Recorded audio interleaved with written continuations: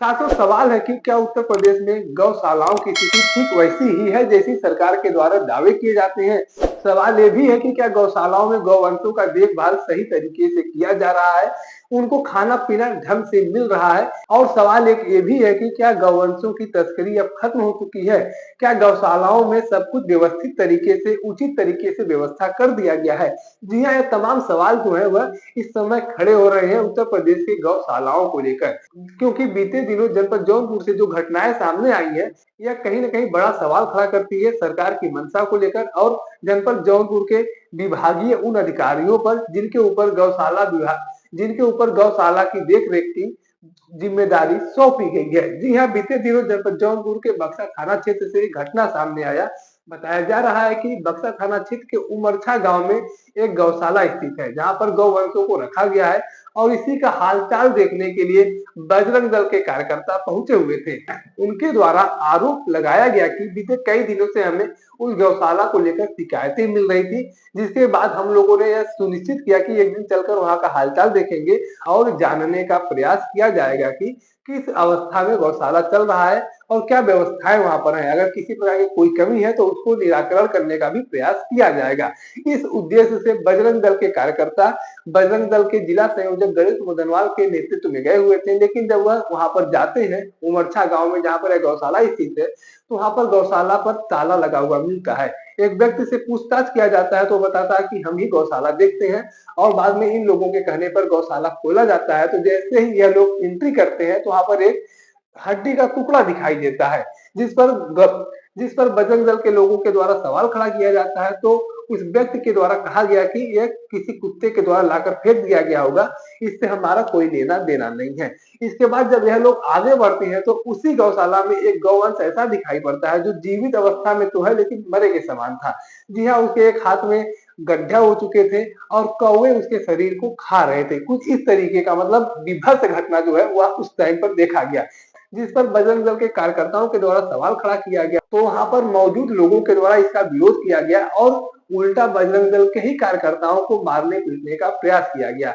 और बात यहाँ तक के सामने आई है कि और खबर यहाँ तक भी सामने आ रही है कि बजरंग दल के कार्यकर्ताओं को बंधक बनाकर मारपीट किया गया और उनको जलाने का भी प्रयास किया गया। बाकायदा कमरे में बंद कर मारने का प्रयास किया गया और इन लोगों को जलाने का भी प्रयास किया गया।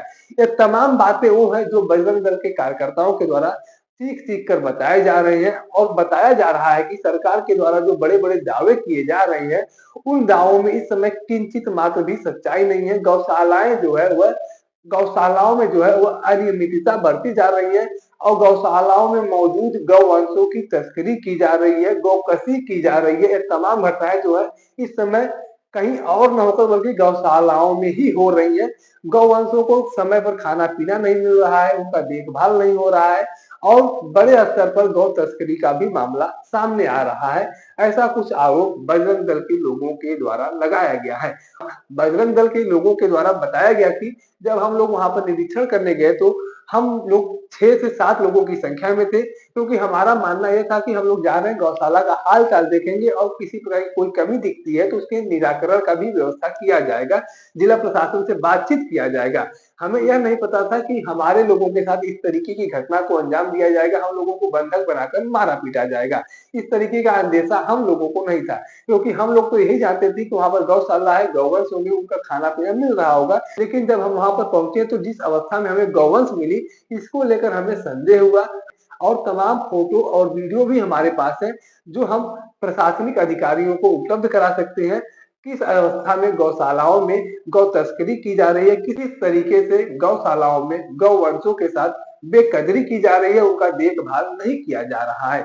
ऐसे में कहीं न कहीं बड़ा सवाल खड़ा होता है जिला प्रशासन के ऊपर भी, कि जिन लोगों के ऊपर गौशालाओं की जिम्मेदारी दी गई है, उन पर किसी प्रकार का कोई दबाव नहीं है, उन गौशालाओं का कोई देख-रेख करने वाला नहीं है और जो लोग उसकी जिम्मेदारी लिए हुए हैं, उन लोगों के द्वारा किसी प्रकार का जिम्मेदारी निभाई नहीं जा रही है। और ऐसे में आपको बता दें कि बजरंग दल के कार्यकर्ताओं के द्वारा कल मेडिकल कराने के बाद उन सभी लोगों पर एफआईआर दर्ज कराया गया है और कार्रवाई की मांग की गई है। जौनपुर प्रशासन की ओर से भी लोगों को आश्वासन दिया गया है कि इस पूरे मामले को लेकर निष्पक्ष कार्रवाई की जाएगी और जो लोग दोषी होंगे उनके खिलाफ सख्त लहजा अपनाया जाएगा। ऐसे में कहीं न कहीं जिला प्रशासन पर भी यह सवाल खड़ा होता है कि जिन लोगों के ऊपर गौशालाओं की जिम्मेदारी दी गई है, क्या उनसे मॉनिटरिंग नहीं की जाती? क्या उनसे अपडेट नहीं लिया जाता? क्या गौशालाओं का समय-समय पर निरीक्षण नहीं किया जाता?